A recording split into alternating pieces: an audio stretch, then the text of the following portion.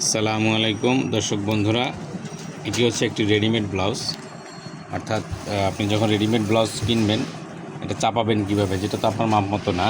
So আমার এই customer নিয়ে আসছে, উনি একটি মাপের ব্লাউজ আমাদেরকে দিয়েছে। অবশ্য এই মাপের চাইতে বডি আছে 6 ইঞ্চি বেশি এবং মাজা আছে 8 ইঞ্চি বেশি।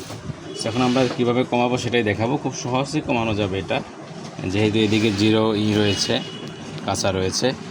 সো এদিকে যেহেতু 6 ইঞ্চি বাড়তি এবং এদিকে 8 ইঞ্চি বাড়তি এবং হাতার লম্বাটা একটু কমাইতে বলা হয়েছে যেভাবে। সো শুরু করতেছি। সো দর্শক, প্রথমে হচ্ছে এখানে যেটা স্টিচ ছিল আমরা কেটে ফেলেছি। যদি স্টিচে আপনার মাপের যাতে বেশি না থাকে তাহলে আপনি সেটা খুলে নেবেন। হাতের দিকের কথা বলছি। সো হাতের মুখের যে বর্ডারটা, যে লম্বাটা উনি কমাইতে বলছেন সেটা আগে কমাইয়া দিচ্ছি। এটা একটা চ্যাপ্টা আকারের একটা বর্ডার দিয়ে দিচ্ছি।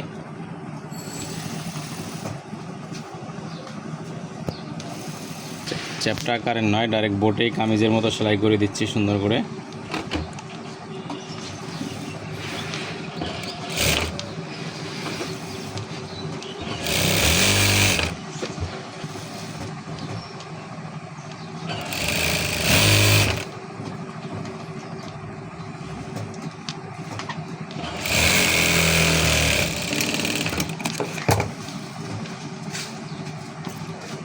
এই যে আর একটা টপ স্টিচ দিয়ে নিব।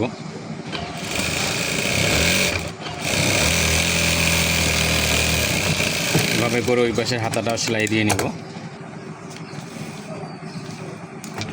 এখন আমি হাতার মুখ দিব 11, 11 দিব, 11টা ধরে নিব। আর ব্লাউজটা মূলত আপনি ইনশিওর করে নেবেন কত ইঞ্চি লুজ আছে, বাড়তি আছে। তো আমাদের যেহেতু সিনায় 6 ইঞ্চি বাড়তি ছিল, তো 1.5 ইঞ্চি ধরে কমালে 4 পার্টে 6 ইঞ্চি হয়ে যাবে, তাই না? তো আমরা 1.5 ইঞ্চি ধরলাম এখান থেকে। এরপরে নিচের এখানে সাইডে এখানে বাড়তি ছিল 8 ইঞ্চি, তাহলে 8 ইঞ্চি যেহেতু বাড়তি, তাহলে 2 ইঞ্চি করে ধরলে 4 বারে 4 দুগুণে 8, তাহলে 8 ইঞ্চি কমে যাবে।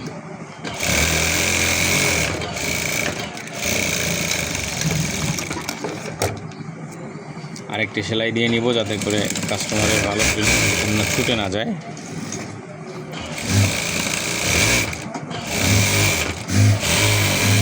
ডাবল সেলাই দিয়ে নিলাম। এরপরে কাঁচাটা আংশিক কেটে নিব। যে বাড়তিটা আংশিক না কাটলে এটা টেনে ধরে থাকবে। আংশিক কেটে নিলাম। সেম সিস্টেমে অপর পাশেও করে নিতে হবে। তো দর্শক বন্ধুরা, এটার পরে আমরা ওভারলক করে দিলাম দোনো পাশ করে সুন্দর করে আটকিয়ে। তারপরে যেটা হচ্ছে এটা উল্টায় নিতে হবে, সুন্দর করে আয়রন করে নেবেন।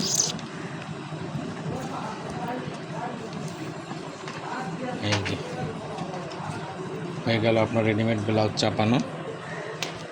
সো দর্শক বন্ধুরা, ভিডিওটি ভালো লাগলে অবশ্যই লাইক, কমেন্ট, শেয়ার করবেন এবং ইউটিউব থেকে দেখলে সাবস্ক্রাইব করে দিবেন এবং ফেসবুক থেকে দেখলে ফলো করে দিবেন। ধন্যবাদ। আসসালামু আলাইকুম।